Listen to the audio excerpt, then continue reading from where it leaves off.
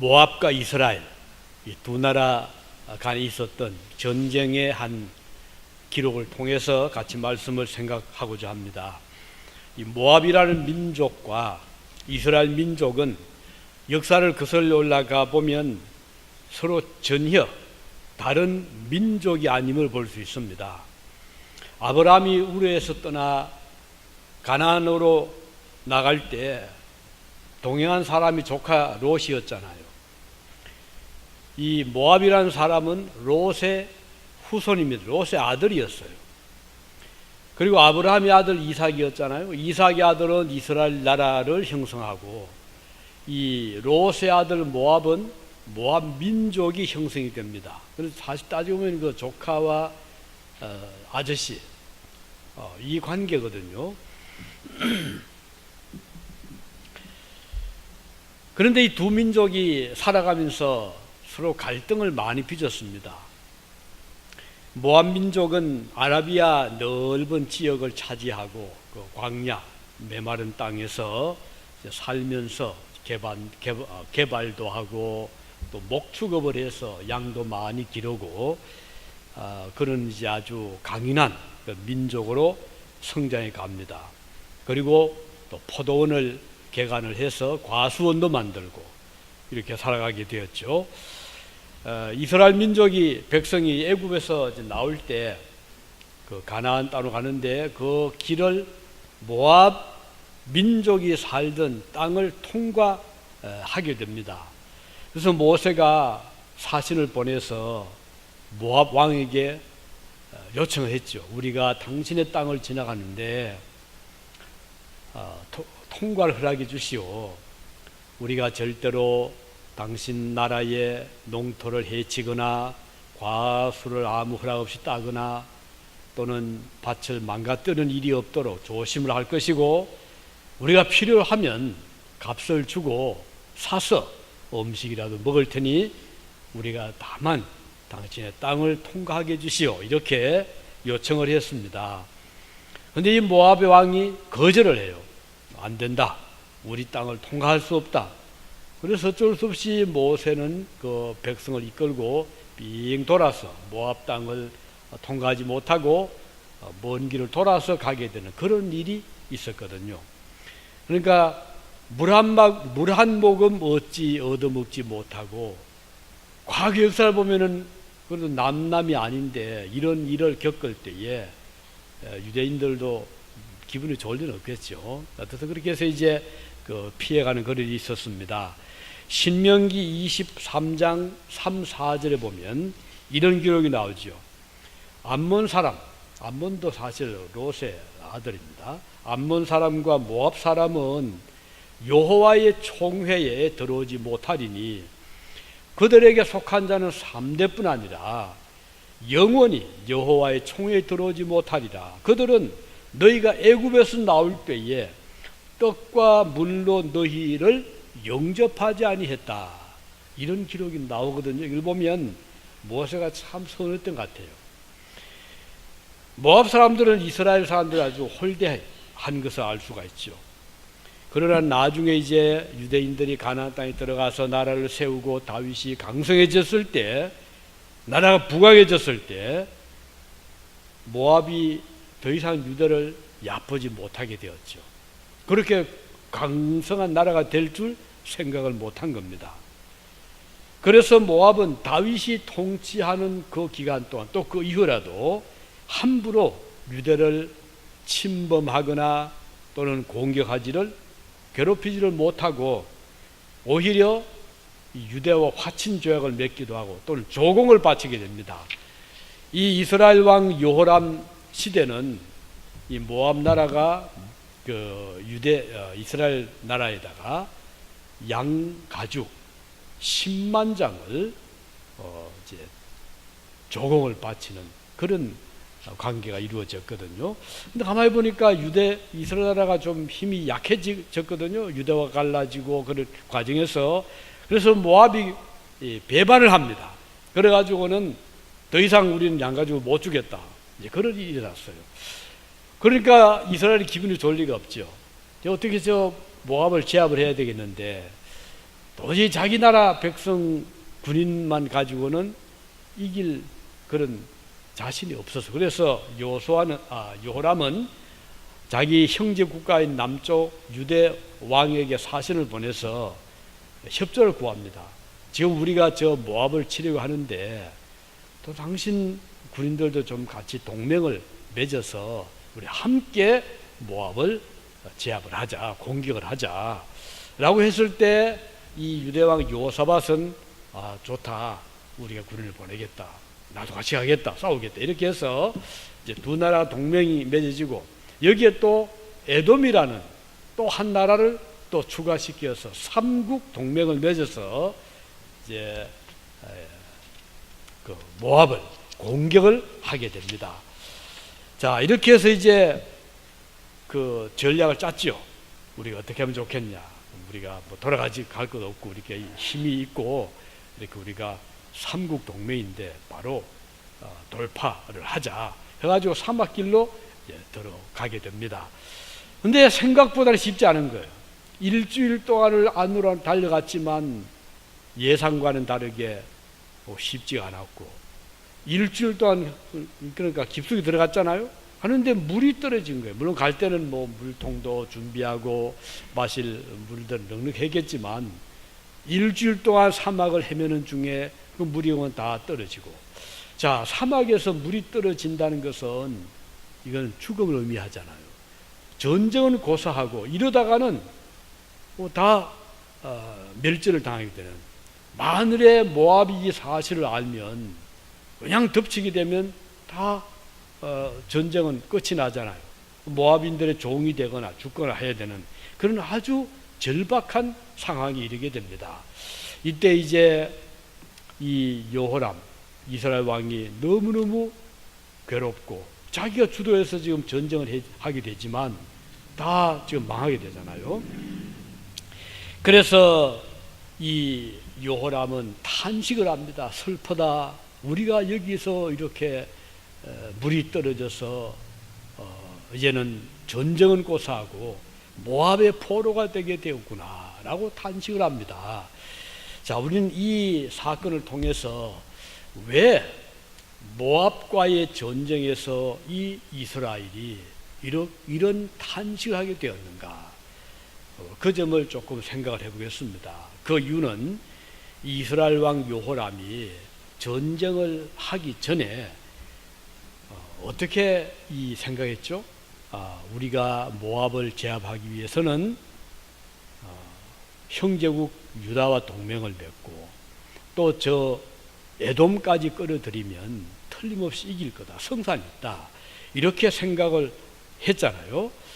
자, 이것은 바로 사실 이스라엘은 하나님의 백성인 만큼 중대한 어떤 사건이 있게 되면 제일 먼저 물어봐야 될 것은 어떤 이웃나라나 동맹을 맺는 것이 아니고 하나님께 기도하고 하나님의 도움을 요청하는 것이 정상이거든요. 그런데 여호람은 그렇지 않았습니다. 자, 이것이 결정적인 큰 실책이었어요. 이 이스라엘과 유다 왕, 에돔 왕들이 합세하면 천하무적 같은 그런 생각을 가졌었는데 이게 잘못된 생각이었습니다. 자, 우리는 여기에서 동맹이라는 것이 항상 좋은 것만 아니다. 특별히 하나님이 없는 어떤 세상적인 그런 동맹을 맺는 경우들을 우리가 많이 보잖아요. 가령 2차 세계대전 때 무적의 전차, 또 잠수함, 전투기, 그리고 육해 공군을 완전히 장악했던 독일의 나치 히틀러가 동맹을 맺은 나라가 어디죠? 이태리 무소리니, 또 나중에 이제 일본의 동조까지 합세를 해가지고 세계를 지배하려고 했는데 결국 어떻게 됐죠? 그 동맹은 전혀 욕심, 야욕, 세계 지배에 대한 야욕이었잖아요. 그래서 히틀러도 망하고 이 무소리도 비극적인 생의 종말을 고하고 일본은 무조건 항복을 하는 아주 이런 비참한 결과를 우리는 보았잖아요. 사실 전쟁이란 것은 인간들이 뭐 규합한다고 동맹을 맺었다고 여기에 좌우되는 것이 아님을 알 수가 있습니다. 이들의 동맹은 악의 연결고리에 불과한 것이죠. 여호람이 모압과의 전쟁에서 승리하기 위하여 에돔을 끌어들이고 유다와 동맹을 맺은 것도 사실은 아무 힘이 되지는 못했어요. 그는 하나님의 도우심보다는 동맹군의 힘을 더 의지한 것이었죠. 사무엘 선지자 이런 말을 했습니다. 사무엘상 17장에 보면 47절에 여호와의 구원이 칼과 창에 있지 아니함을 이 무리로 알게 하리라. 전쟁은 여호와께 속한 것인즉 그가 너희를 우리 손에 붙이시리라. 여기 보면 이 선지자의 말은 전쟁은 하나님의 손에 있는 것이지 인간의 손에 있는 것이 아니다, 이렇게 말씀하고 있습니다. 이스라엘이 하나님의 도우심을 받으려고 한다면 동맹국을 찾아 나설 것이 아니라 먼저 하나님께 도움을 요청했어야 옳았습니다. 우리 하나님 어떤 분이시죠? 숫자가 많다고 하나님 힘을 더해주고 숫자가 적다고 힘이 없다고 약하다고 가난하다고 돌아보지 않는 분이 아니시잖아요. 그래서 많은 숫자 군인의 의지에서 전쟁에 나간다고 하나님이 승리를 보장해 주시는 것도 아닙니다. 인류 역사를 보면 때로는 약해 보이는 나라가, 군대가 강한 자를 이긴 경우들이 참 많이 있습니다. 우리 기드온 이야기 잘 알죠? 기드온은 미디안과 전쟁을 하는데 이 기드온도 처음에는 우리 군인들이 저 미디안 저렇게 숫자도 많고 하니 우리도 많은 군인들을 동원을 하자. 그렇게 해서 처음에는 32,000명을 끌어모은 거예요. 그래서 대군을 만들어 가지고 이제 전쟁에 나서게 되는데, 그리고 기드온은 자기들 군을 보면 아주 마음이 허무했겠죠. 이렇게 많은 병사들이 내 뒤를 지금 따르고 있다. 그런데 하나님 위에서 보시니까 아니 기드온이 하나님을 의지하는 것이 아니고 이 군인들의 숫자, 많은 이 병력을 의지한단 말이에요. 하나님께서 기뻐하지 않았어요. 그래서 기드온에게 너무 많다, 숫자가 줄여라 해서 줄인 숫자가, 마지막에 남은 숫자가 몇 명 있죠? 기드온의 300용사 300명만 남은 거예요. 아니 300명 가지고 저 엄청나게 저 많은 대군을 어떻게 맞이해 싸울 것인가, 아무리 생각해도 계산이 나오지 않는 그런 전쟁이 될 것입니다. 그러나 결과가 어떻게 됐죠? 300용사가 무수한 미디안의 저 적군들을 다 물리친 하나님의 역사입니다. 승리한 우리 일을 알고 있잖아요.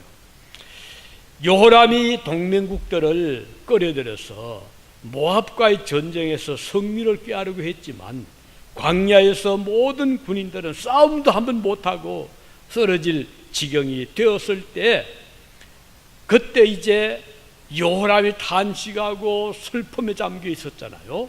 이때 그래도 믿음이 있었던, 그래도 하나님을 더 가까이 했던 이 유다왕 여호사밧이 이제 그 상황을 파악하고 이런 질문을 합니다.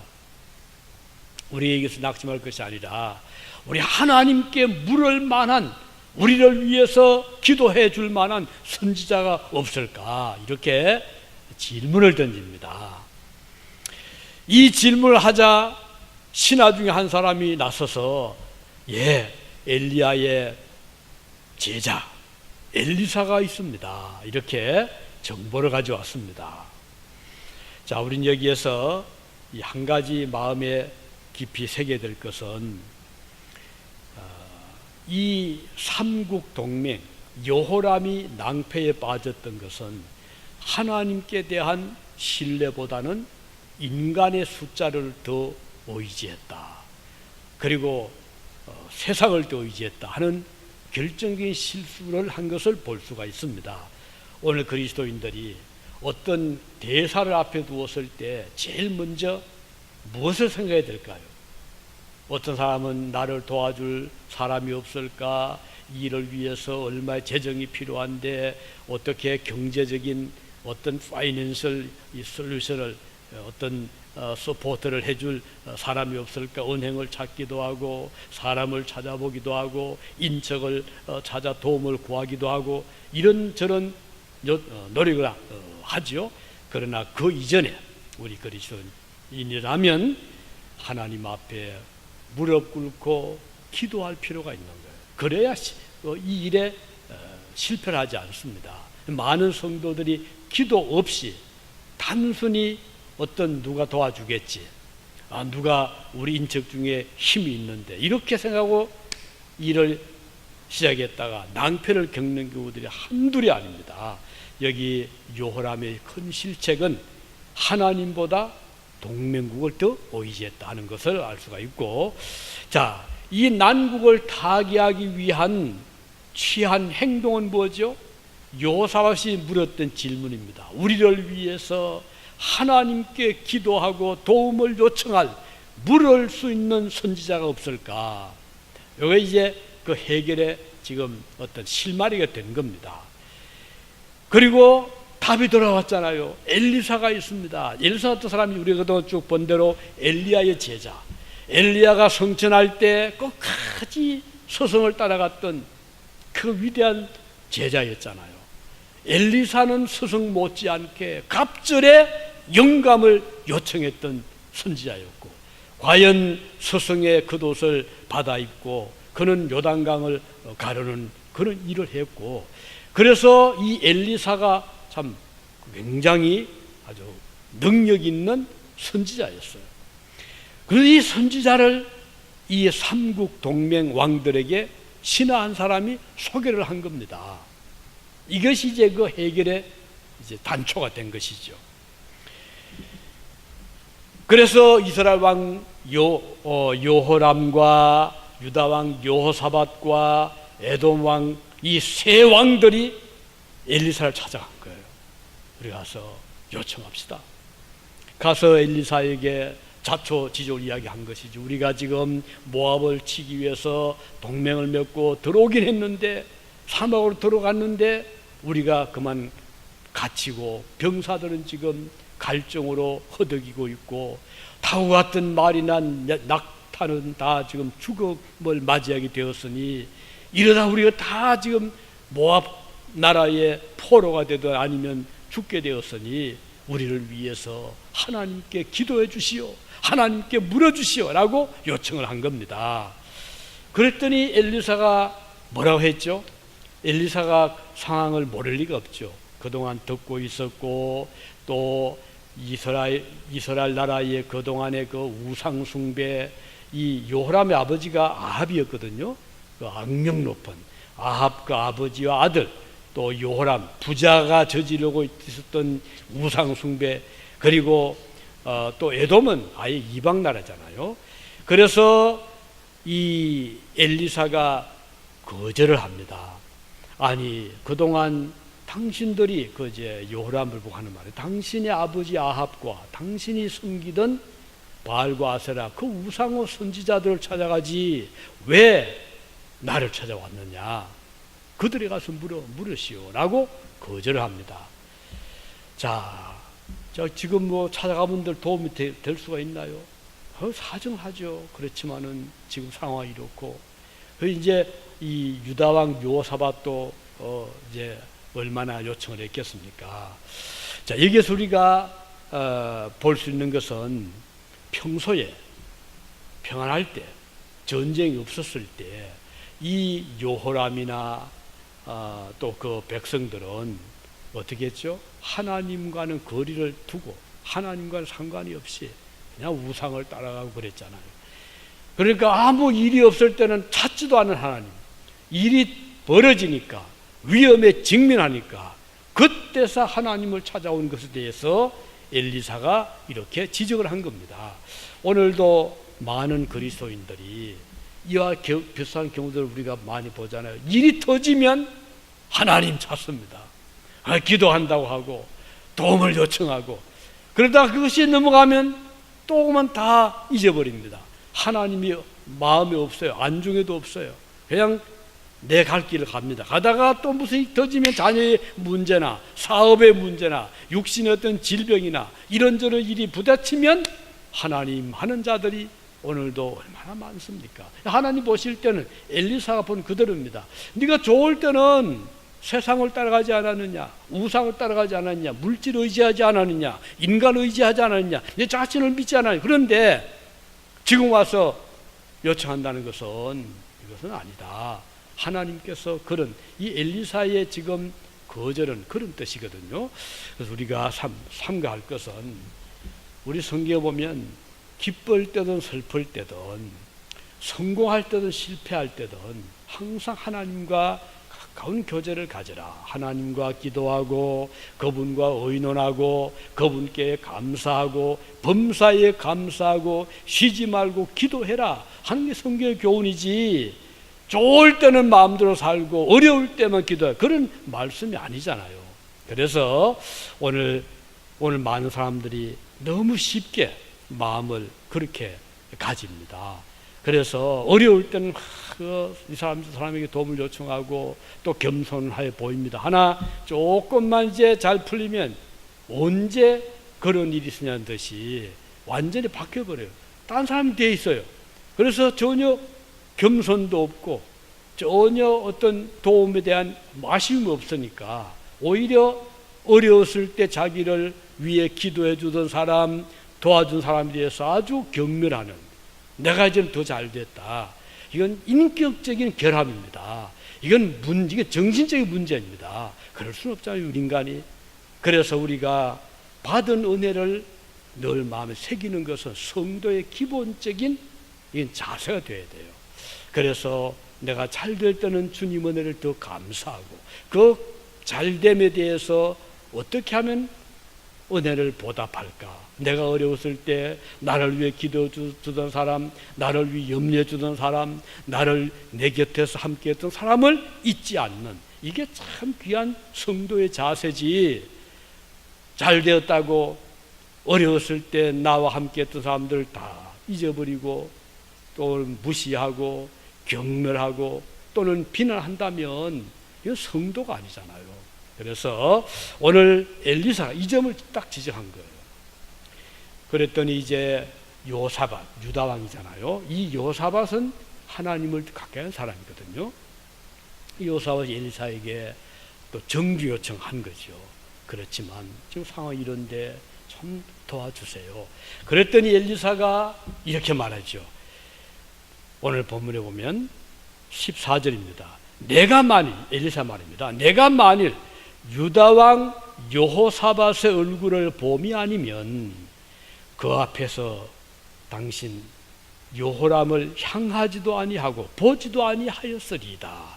엘리사가 얼마나 저 여호람이 보기가 싫었으면 이 여호사밧만 아니면 난 당신을 보고 싶지도 않습니다, 이런 말이거든요. 우리 이런 자가 되어서는 안 되겠죠.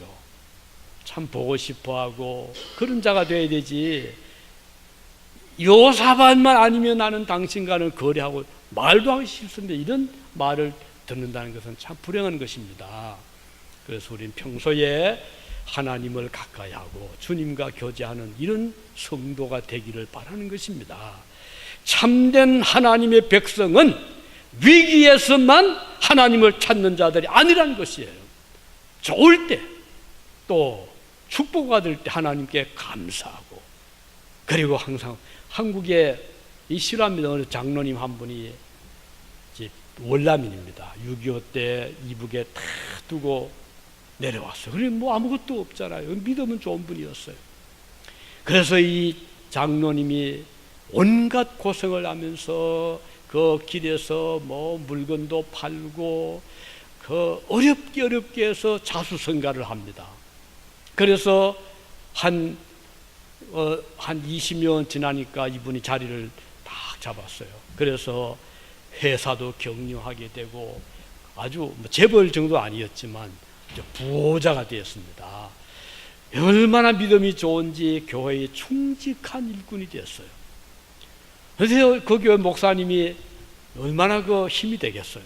자주 신방도 가고 위로도 받고 이러는데, 근데 한 가지 목사님이 늘 갈 때마다 거리끼는 게 있었어요. 뭔가 아니, 집안에 딱 들었으면 딱 눈에 들어오는 그 집을 방문자 유락 들어가면 그 응접실 앞에 아주 오래된 그런 아주 그 녹도 설고 검게 거슬진 그런 어떤 그 통 하나가 이 벽에 턱 걸려 있는 거예요.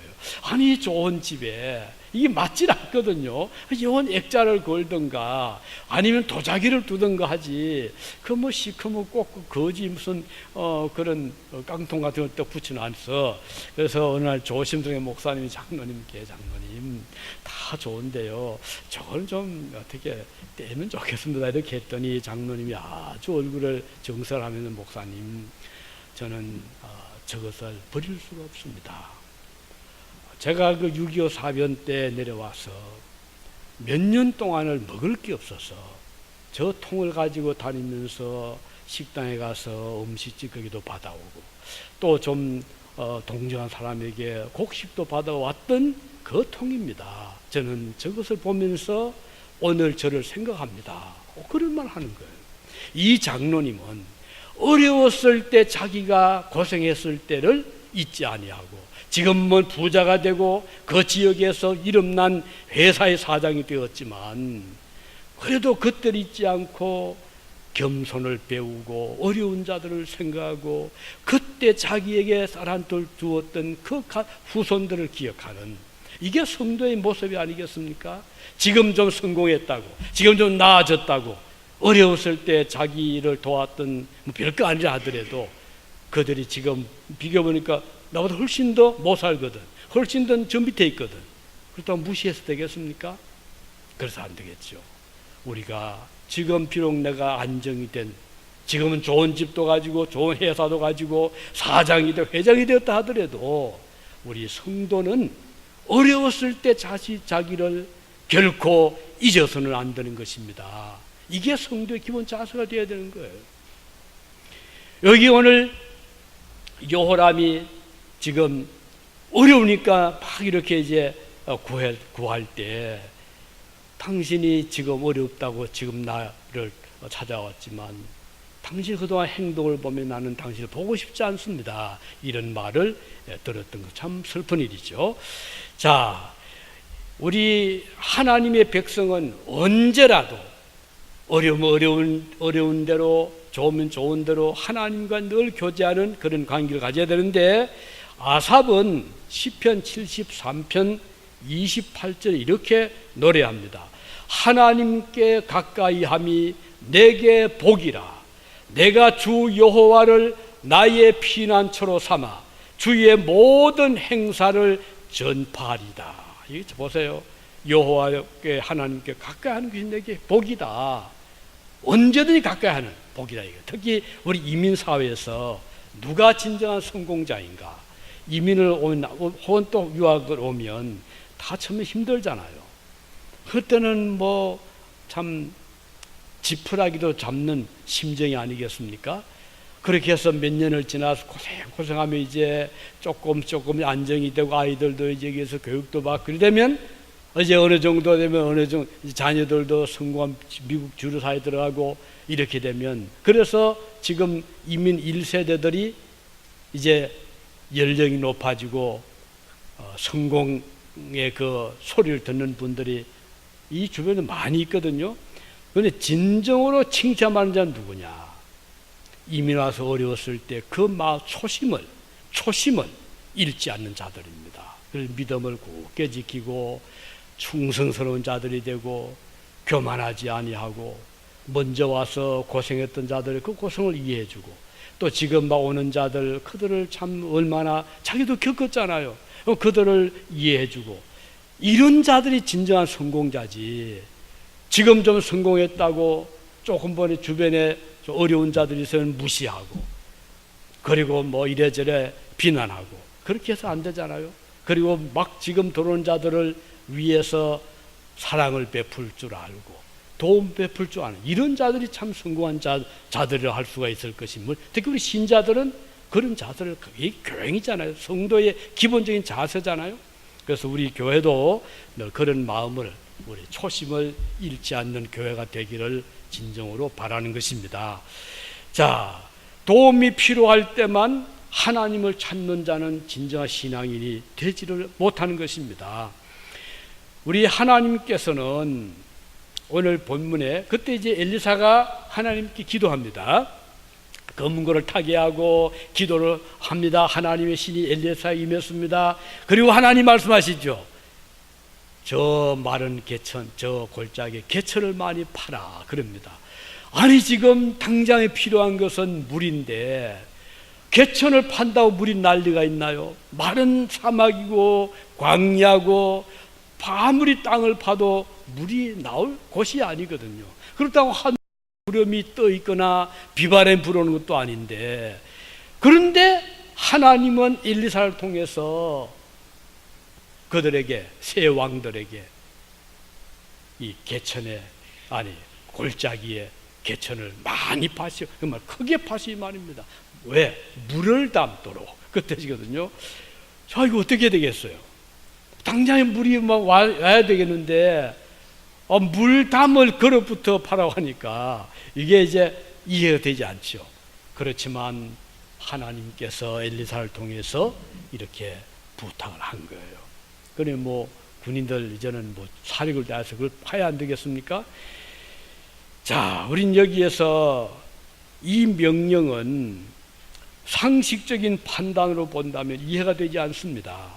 메마른 광야 골짜기를 판다고 물이 나올 리도 없고, 그리고 괜히 그 땀 흘렸다가 더 갈증 만나서 빨리 망할 수도 있잖아요.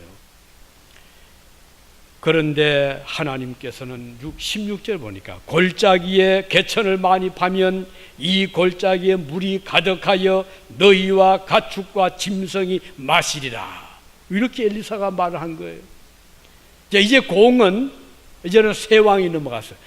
세 왕들 그 말을 듣고 골짜기를 샘을 파든지 그 개천을 파든지 아니면 뭐 그대로 돌아가든지 이제 이 공이 넘어온 거죠. 한 가지 선택해야 됩니다. 그들이 고심할 때 다시 엘리사를 말하죠. 이 골짜기에 그 골짜기에 개천을 파서 물이 차게 되는 것은 하나님께는 별거 아니다, 작은 일이다, 이렇게 말하는 거예요. 지금 세 왕들은 제일 큰 일이 이 물을 얻는 것인데 이 엘리사는 그거 아무것도 아니다, 그거 작은 일이다, 더 큰 일도 하실 거다, 이렇게 엘리사가 말하거든요. 여러분, 우린 여기에서 우리가 보기는 엄청나게 크게 보이는 사건, 일들이라 하더라도 하나님께서 보실 때는 아무것도 아닌 경우들이 너무너무 많습니다. 별거 아니다.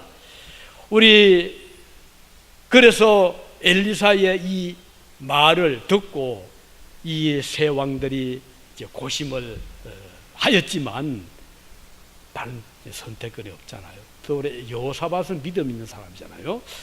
그래서 이제 그 명령대로 이제 많이 크게 바뀌었죠. 자, 우린 여기에서 그래도 일의 그 실마리가 풀린 것은 하나님께 묻자, 그 선택을 한 거예요. 오늘 여러분들이 어떤 어려움에 처하게 되거든 낙심하거나 물러서지 말고 하나님께 물으시길 바랍니다. 기도하시기 바라고, 또 여러분의 주변에 믿음 좋은 나와 친한 사람 아니고 믿음 좋은 주의 종들에게 기도를 요청하시기 바라요. 엘리사가 바로 그렇게 한 거거든요. 자, 그러면 이제 마지막 문제 해결은 무엇이었죠? 누가 했죠? 하나님께서 하신 분. 엘리사가 한 것도 아닙니다. 하나님이 하신 거예요.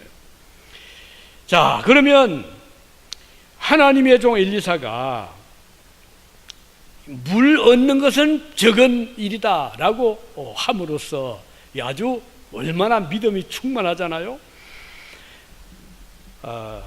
비록 하늘에 비가 내릴 기미가 보이지 않고 구름 한 적 없었지만 골짜기에 개천을 파라, 이게 하나님의 명령이었어요. 과거 역사를 돌아보면 우리 인간들에게는 천지개벽 같은 큰 일도 하나님께서는 지극히 작은 일처럼 하신 일들이 한두 가지가 아닙니다. 우리들의 생각에는 너무 위대하고 큰 일이라고 믿을 수 없어 보이지만 하나님께서는 지극히 작은 일에 불과한 그런 경우들이 많이 있었죠. 우선 천지 창조한 거, 여러분 이 세상을 우리가 생각할 때는 너무너무 위대하니까, 이건 보통 일이 아니니까 믿지 못하는 거예요. 어떻게 하나님이 이런 세상을 지을 수 있을까? 그래서 뭐 온갖 생각을 다 하잖아요. 뭐 과학적인 사실 그 과학적인 근거도 없어요. 뭐 물에서, 철학자들은 뭐 달에서 물에서 왔다, 뭐 불에서 왔다, 이 우주가요.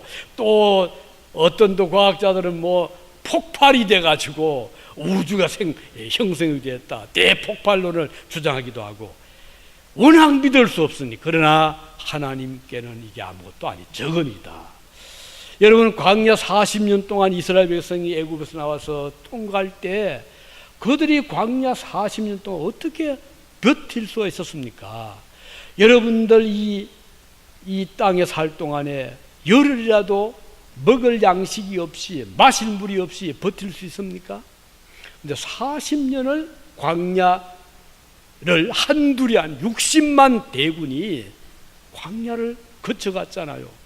누가 그렇게 하셨죠? 하게 하셨죠? 하나님께서. 어떻게? 하늘에서 만나를 내려주죠. 이 만나가 그야말로 종합 영양 과자입니다. 영양 음식이에요. 모든 게 그 속에 들어있는 이 만나를 먹으면 뭐 비타민 요즘처럼 뭐 따로 뭐 먹을 필요 없어요. 그 만나만 먹으면은 성장에 지장이 없어요. 근육에, 뼈에, 또 정신적인 모든 문제 다 채워주는, 그 누가 주셨어요? 저절로? 아닙니다. 땅에서 아닙니다. 하늘에서 하나님이 내려주신 거예요. 매출하기. 그리고 사막에서 마실 물, 이 하나님께는 이것도 작은 일입니다. 우리가 볼 때는 너무너무 큰 일이지만, 그리고 요단강이 갈라진 거, 홍해가 갈라진 거, 여리고성이 무너진 거, 어느 한 가지도 우리가 볼 때는 너무너무 놀랄 일이지만 창조주 하나님 보실 때는 아무것도 아니, 적은 일이다, 이렇게 말씀하시는 거예요. 나사로가 죽었잖아요. 나흘이 되었어요. 무덤에 장사 지냈어요. 예수님이 늦게 오셨어요. 그래서 마리아 마르다가 울면서 왜 이제 오십니까? 우리 오라버니가 지금 이전 죽었습니다. 살았을 때 오셔야죠. 그랬잖아요. 주님이 어디냐 같이 가보자. 무덤으로 가셔서, 그리고는 돌을 옮겨 놓으라. 아니, 죽은 자가 지금 냅썩어서 지금 부패되고 있는 냄새가 나는데 왜 돌을 지금 굴러가십니까? 주님은 무덤의 문을 열어라. 그리고는 마치 자는 자 깨우듯이 나사로야 나오너라 이랬거든요. 그 사람 나왔잖아요. 우리 하나님께는 죽은 자 살리는 거가 아무것도 아니에요. 부활 하나님께는 적은 일이에요. 앞으로 재림, 천국의 모든 하나님 약속, 하나님께는 능치 못하심이 없기 때문에 우리가 볼 때는 너무 위대하고 커 보이지만 하나님께는 그것도 작은 일이라, 이런 뜻이거든요. 오늘 우리는 하나님을 대할 때 하나님을 적은 내 생각 속에 가둬두시지 말기 바랍니다. 하나님은 너무나 우리가 상상할 수 없는 분이에요. 우리 생각으로 하나님을 이렇게 저렇게 재단하지 마시기 바라요. 하나님은 능치 못하심이 없으시고 우리보다 훨씬 더 위대하시고 우리가 상상 못할 일을 가볍게 하실 수 있는 분이 하나님이신 것이기 때문입니다. 자, 이렇게 해서 하나님께서 메마른 광야, 놀랍게도 그 이튿날 하나님께서 물을 보내주셨는데 차고 넘칩니다. 그들이 팠던 그 개천에 물이 차고 넘칩니다. 그러니 뭐 군인들도 마음껏 마시고 그들이 타왔던 기마들도 또 낙타까지 모든 짐승까지 아주 만족하게 마실 수 있는 물이 왔고, 그것뿐인가요? 그 모압 나라를 완전히 정복을 하게 하셨잖아요. 하나님께는 작은 일이라 하는 것을 우리가 여기서 볼 수가 있는 것입니다. 그러므로 오늘 우리는 하나님을 내 생각 털 속에 가둬두지 말고 하나님으로 우리가 모시고 섬기는 자들 되길 바라고, 우리 하나님께서 함께 하시면 능치 못하시옵다. 이 믿음 굳게 지키시기 바랍니다. 기도합시다.